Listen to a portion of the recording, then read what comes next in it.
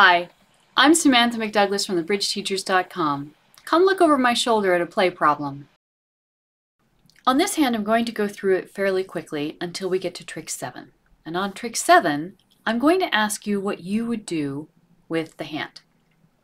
So before we get there, I want you to take the time that you need to assess the hand, plan the hand, look at the auction, go back, figure out what's going on. And to do that, you're going to want to pause the video because I'm going to go fairly quickly.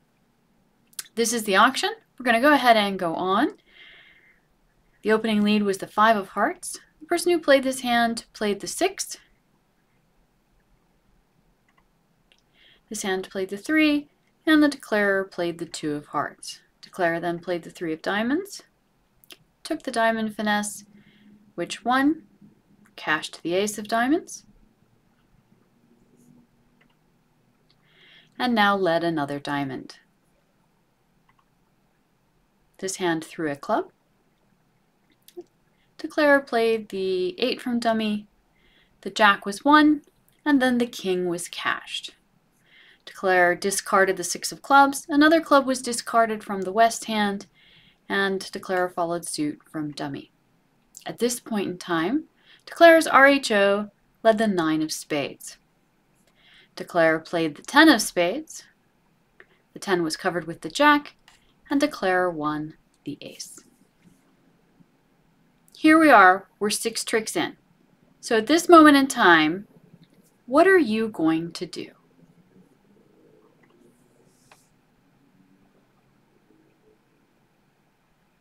I would take a spade finesse.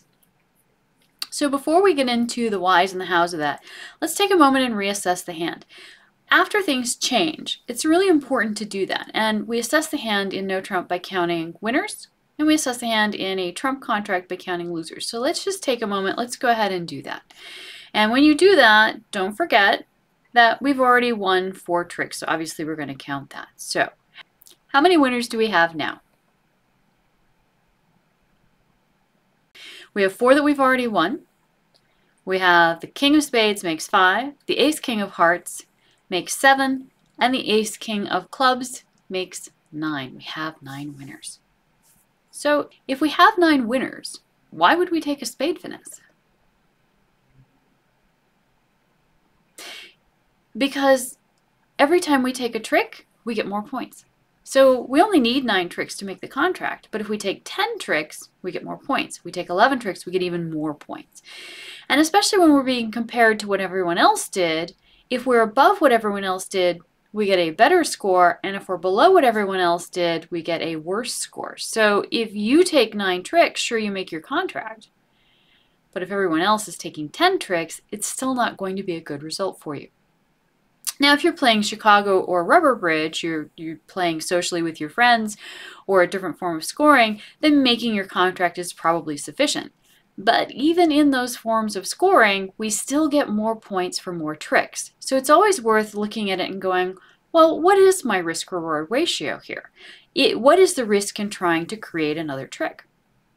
Okay, what is the risk? There isn't any. There are no more diamonds. We have double control of the club suit. We have perfectly fine control of the spade suit, and we have double control of the heart suit. In fact, we would really like for West to lead a heart. That's probably not going to happen. But the point is that we can afford to lose the lead, and whatever they return, we're going to win. So there's no risk here. There's only reward, creating more tricks. So how is the spade finesse going to work?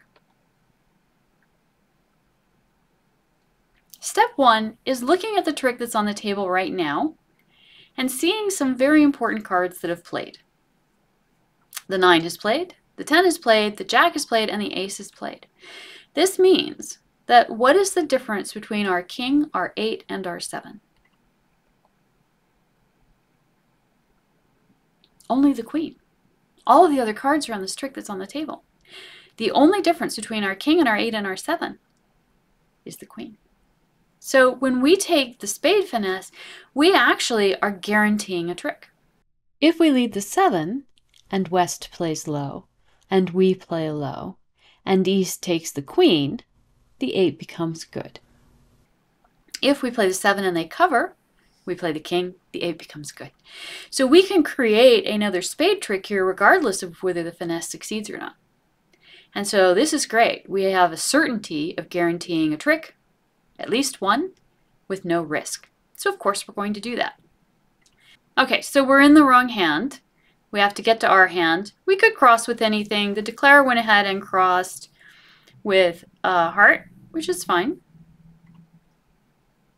And now we're going to take our spade finesse. So we're going to lead the 7. And when they play the 2, we're going to play the 5. And it works. That's great. We've created another trick. Now we're taking 10 tricks instead of just 9. What would you do now? Well, I want to play my king of spades. I'm in the wrong hand to do that. So in order to get to the correct hand, what we're going to do is we're going to go ahead and play the 9 of clubs to the king. And now we're going to cash the king of spades. We're going to go ahead, declare three-way club, that's fine. Okay, what are you going to do now? We're going to cash the 8 of spades because it's good. You have to watch the spot cards. I know that the little cards, the cards that don't have clothes on, that aren't aces or kings or queens or jacks, they're kind of boring and they don't seem very important, but actually they're super important. Those 9s, those 10s, those 8s, they make a really big difference. And in this hand, seeing the 9 from east, from our right-hand opponent, and seeing the 10 cover the 9 and then the jack cover the 10 and then the ace cover the jack, that promoted our 8 and our 7. That opened the door for the finesse. We didn't have a chance to finesse before East led the 9, but East led the 9. That gave us, that spot card was super important because we had the 10, 8, 7. So when the 9 played, we were able to cover that and promote our 8 and our 7, and then of course the jack and then the ace, that promoted it even further. And so if you are watching those spot cards and you've seen those cards go by, it's really easy to know the 8 is good. And if you're at this point in the hand and you know an 8 is good, well, that gives you the opportunity, in this case, to take the rest of the tricks, but always to take a lot of tricks. You really want to pay attention to those spot cards.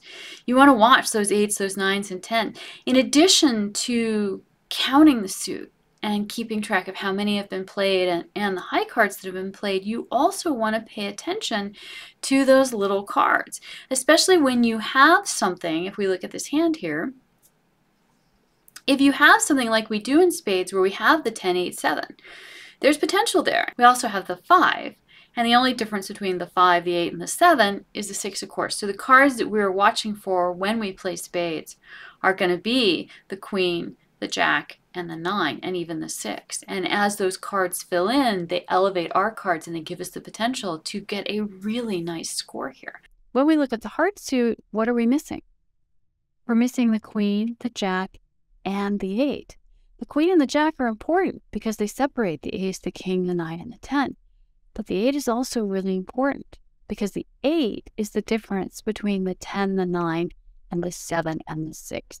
And in clubs, all we're really looking for is the queen and the jack. So look at the suit, ID, the key. What am I looking for in this suit to start? And in spades, the defense broke spades. So it was super easy because we had never played spades before that moment, and he led this really important card, this 9 of spades.